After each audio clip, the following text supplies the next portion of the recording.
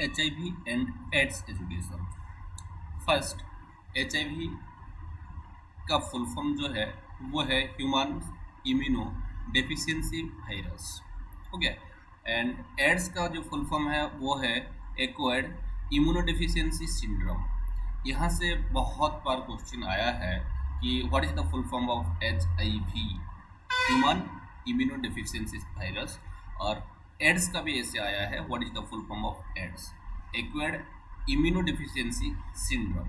Okay. और ये एक तरह का एजुकेशन है जो कि बहुत ही क्रूशियल है हमारा आज का डेट में पब्लिक हमारा लाइफ के लिए। क्योंकि अगर आज आप देखेंगे थोड़ा सा रिसर्च एंड स्टैटिस्टिक को, तो India one of the leading state in the contemporary scenario, कि जहाँ की ज़्यादा से ज़्यादा ये एड्स का जो इन्फेक्शन हो गया वो दिखने के लिए मिल रहा है। हो गया पूरे दुनिया से अगर देखेंगे तो जो स्पीड है, इन्फेक्शन का स्पीड जो है वो इंडिया में सबसे फास्ट है। ओके। तो देखिए कि ये HIV और एड्स एजुकेशन जो है ये बहुत ही crucial component of public health effort to prevent the spread of HIV, reduce stigma and discrimination and improve quality of life for affected by the virus. ये देखिए कि HIV और एड्स एजुकेशन जो है ये अगर हम प्रोवाइड कर रहे हैं कि एक तो पब्लिक हेल्थ जो है उसी में कुछ सुधार आएगा, और उसके साथ साथ HIV स्प्रेड जो हो रहा है उसी को हम इसी के थ्रू रोक सकते हैं। और जो सोसाइटी में जो एक स्टिग्मा दिखने के लिए मिल रहा है, जो एक डिस्क्रिमिनेशन दिखने के लिए मिल रहा है HIV और एड्स इन्फेक्टेड लोगों को लेकर, उसी को हम लोग क्या कर सकते हैं, रिड्यूस कर सकते हैं। और उसी के साथ साथ लोगों का जो क्वालिटी ऑफ लाइफ है उसी को भी ये क्या कर सकता है कि एनहांस कर सकता है। एड्स का मैं पहले से बोल चुका हूँ, एक्वायर्ड इम्यूनो डेफिशिएंसी सिंड्रोम इसी का फुल फॉर्म है। HIV का ह्यूमन इम्यूनो डेफिशिएंसी सिंड्रोम है। फर्स्ट टाइम ये एड्स HIV जो है ये कब कौन से पहले रिकॉग्नाइज किए थे कि 1983 में रॉबर्ट केलर। हो गया रॉबर्ट केलर ना ये अमेरिका का थे। पहले लू मॉन्टेगेनियर जो कि फ्रांस का थे, वो 1800 वो क्या किए थे 1983 में इसी को डिस्कवर किए थे। उसके बाद अमेरिका का जो रॉबर्ट केलर है वो 1984 में इसी को HIV का नाम दिए। ये भी बहुत बार क्वेश्चन आया था कि कौन डिस्कवर किया था और कौन नाम दिया था। ये तो याद रखना, ये 1983 में लुक मॉन्टेगनियर जो थे इसी को वो डिस्कवर किए थे, लेकिन रॉबर्ट केलर जो थे अमेरिका का वो उसको HIV में नेम किए थे। उसके बाद आज तक ये इसी को प्रिवेंट करने के लिए और इसी का कुछ ट्रीटमेंट करने के लिए मेडिसिन नहीं निकला है। नेक्स्ट, अगर HIV को अगर हम देखें तो ये जो लिक्विड सब्सटेंसेस है उसी के थ्रू ही क्या करता है कि स्प्रेड करता है।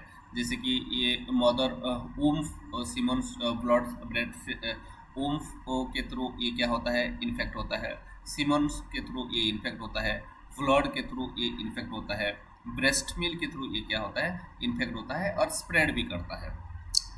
HIV is not transmitted through saliva, tears, sweat which secreted by human body. ये देखिए सोसाइटी में एक तरह का मीथ है कि अगर किसी को HIV हुआ है, HIV इन्फेक्टेड कोई आदमी है, तो उसी के आस पास जाने से भी लोग थोड़ा घबराते हैं, क्योंकि उनको लगता है कि उसी के पास जाएंगे भी तो हमको भी इफेक्ट वो वायरस कर सकता है। लेकिन ऐसा नहीं है, क्योंकि ये सिर्फ वो जो हमारा जो लिक्विड स्टेट का जो हमारा मटेरियल आता है, जैसे कि ओम्फ के थ्रू ये ट्रांसमिट होता है, और सीमन, ब्लड, ब्रेस्ट मिल्क इसी के थ्रू ही होता है।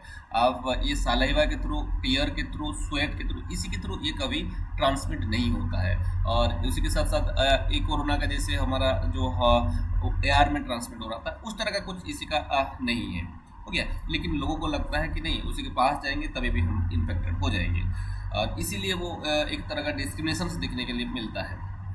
In India, cases of AIDS have been detected for the first time in 1986 at Chennai and Mumbai। ये देखिए कि इंडिया में फर्स्ट टाइम ये एड्स का जो केसेस वो चेन्नई एंड मुंबई में 1986 में देखने के लिए मिला था। ये भी बहुत बार क्वेश्चन आया है।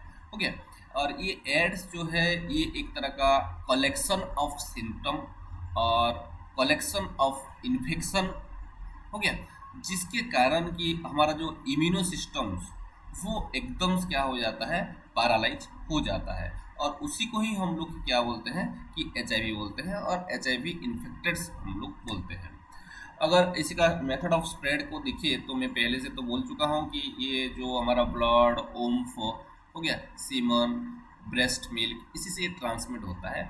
और अगर हम देखिए 90% इंसिडेंट ये जो एड्स का जो ट्रांसमिट हुआ है वो ओनली ऑन सिर्फ और सिर्फ ये अनसेफ सेक्स और होमोसेक्सुअल रिलेशन के लिए ही ये हुआ है।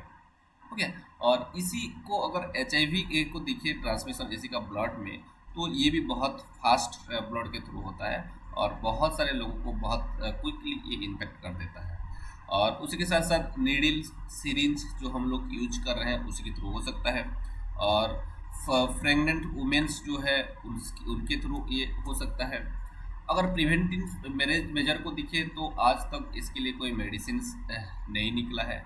जितना बहुत बार मेडिसिन का डेवलपमेंट हुआ है ट्रीटमेंट के लिए, लेकिन वो कुछ भी सक्सेस नहीं हो पा रहा है। Many medicine have been discovered through Indian government has establish, ये एक बहुत ही इंपॉर्टेंट चीज़ है और यहाँ से क्वेश्चन बहुत बार आया है कि गवर्नमेंट ऑफ इंडिया ये एड्स को कंट्रोल करने के लिए नाको हो गया, नेशनल एड्स कंट्रोल ऑर्गेनाइजेशंस करके एक ऑर्गेनाइजेशंस बनाया हुआ है, और जो कि सिर्फ ये एड्स को ही दिखता है और उसी को कैसे कंट्रोल किया जा सके, हो गया, उसी को कैसे ट्रीट किया जा सके, उसी के ऊपर ही ये ध्यान देता है। नेशनल एड्स कंट्रोल ऑर्गेनाइजेशन बहुत बार क्वेश्चन में ये पूछ चुका है। नेक्स्ट, की कंपोनेंट, अगर HIV एड्स का की कंपोनेंट को देखिए तो इसी का दो तरह का रहता है। एक तो बेसिक साइंस एंड एपिडेमियोलॉजी रहता है और दूसरा वाला है प्रिवेंटिव स्ट्रेटेजी रहता है। तो अगर हम लोग देखेंगे ये बेसिक साइंस और एपिडेमियोलॉजी को, तो यहाँ तीन तरह का फिर चीज़ देखने के लिए मिलता है, वायरोलॉजी, इम्यूनोलॉजी और एपिडेमियोलॉजी। ये वायरोलॉजी में क्या होता है कि यहाँ हम लोग उसका जो स्ट्रक्चर है, HIV का स्ट्रक्चर है, उसी का टाइप्स जो है हो गया, और उसके साथ साथ जेनेटिक वेरिएबिलिटी और म्यूटेशंस जो है और म्यूटेशन का रेट जो है उसी को हम लोग देखते हैं। और दूसरा वाला चीज़ जो है इम्यूनोलॉजी, वो दिखता है कि इम्यून सिस्टम को कैसे इम्पेक्ट कर रहा है।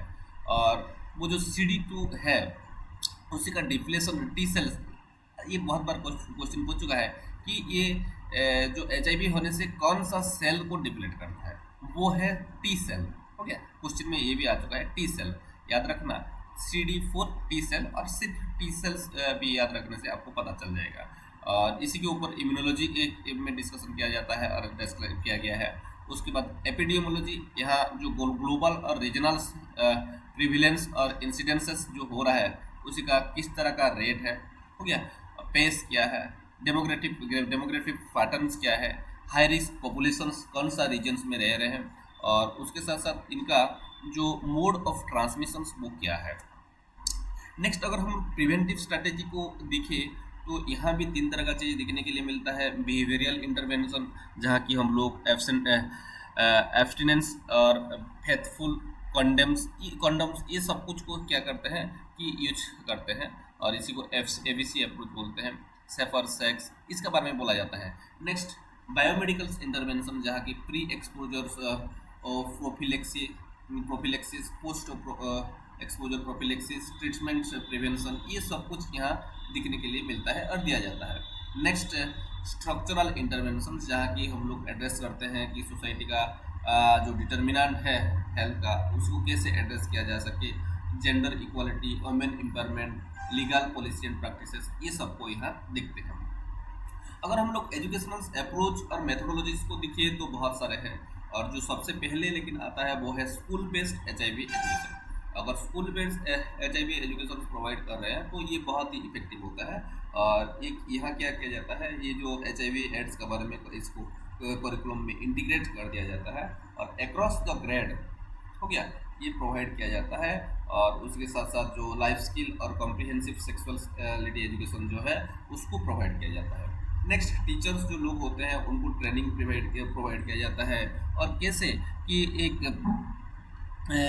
टीचर कैसे वो HIV एड्स को अच्छे से डिलीवर कर सके, उसी के ऊपर ध्यान दिया जाता है। नेक्स्ट, पीयर एजुकेशन प्रोग्राम, जहाँ की ये जो यूथ होते हैं वो सारे के सारे बहुत सारे इनिशिएटिव लेते हैं और उनको काउंसलिंग किया जाता है, उनको सपोर्ट दिया जाता है। हो गया। नेक्स्ट, अगर देखिए तो कम्युनिटी बेस्ड एजुकेशन, जहाँ की हम लोग क्या करते हैं कि बहुत सारा जो mobile testing education unit, community health worker, ये सारे के सारे वहाँ इन्वॉल्वमेंट रहते हैं। Faith based initiative, engaging different different religious leader institutions, हो गया, ये सबको एंगेज करके करते हैं। नेक्स्ट, अगर देखिए तो cultural workplace program, workplace program, जहाँ की हम लोग को HIV पॉलिसी और एजुकेशन एम्प्लॉयमेंट के एजुकेशन एम्प्लॉयमेंट उसका बारे में ज़्यादा ध्यान देते हैं। Next, media and technology based approach. Media and technology based approach में हम लोग mass media campaigning, digital and social media edutainment, इसी के ऊपर ज़्यादा फोकस करके इसी को स्प्रेड करते हैं अवेयरनेस। नेक्स्ट आता है टारगेटेड इंटरवेंशन, कि कुछ एरिया ऐसा हो जाता है जहाँ की बहुत स्प्रेड हो जाता है, और उस टाइम हम लोग जो हार्म रिडक्शन प्रोग्राम जैसे कि नीडल एक्सचेंज प्रोग्राम, हो गया, और सेक्स वर्कर इंटरवेंशन और LGBTQ+ ई प्रोग्राम, ये सब कुछ ऑर्गेनाइज करते हैं। नेक्स्ट है एक हेल्थ सिस्टम इंटीग्रेशन। हम लोग क्या करते हैं कि ये प्राइमरी एजुकेशन में जो प्राइमरी हेल्थ केयर सिस्टम्स के साथ उसको अटैच कर देते हैं, और मैटरनल और चाइल्ड हेल्थ के ऊपर ध्यान देते हैं। ट्यूबरकुलोसिस, TB और HIV को इन्फेक्शन, उसी को हम लोग टेस्ट करते हैं। ओके, ये सारे के सारे एजुकेशनल